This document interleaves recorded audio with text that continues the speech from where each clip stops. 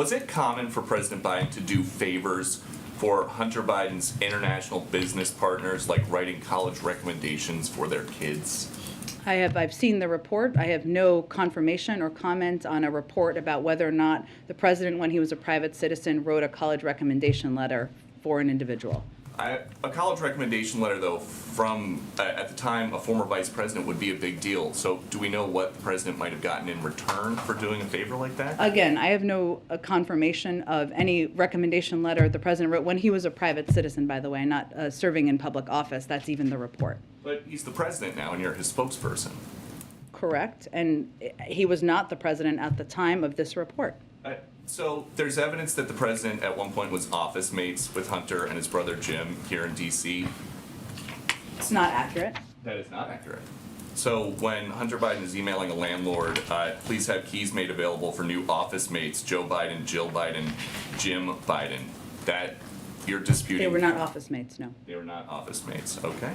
Our team in Texas is saying that you guys are starting to give smartphones to border crossers, hoping that they'll use the phones to check in or to be tracked.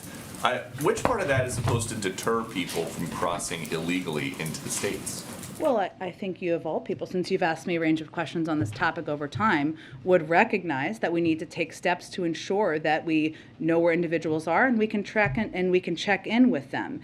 The Alternatives to Detention program is just what we utilize, has 3 unique forms of technology to monitor participants enrolled in the program. Telephonic, this is one of them, which uses a participant's voice to create a biometric voice print during the enrollment process. And when the participant has a check-in call, their voice is compared to the voice print. Smart Link, which is another option, enables participant monitoring via smartphone or tablet using facial matching technology to establish identity.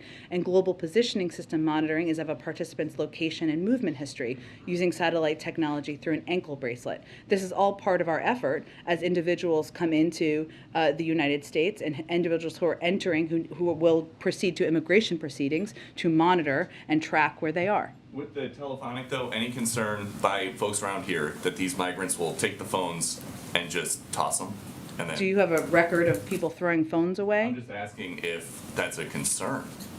Our concern is ensuring that individuals who irregularly migrate to the United States proceed through our process of, of course, being monitored, but also participating in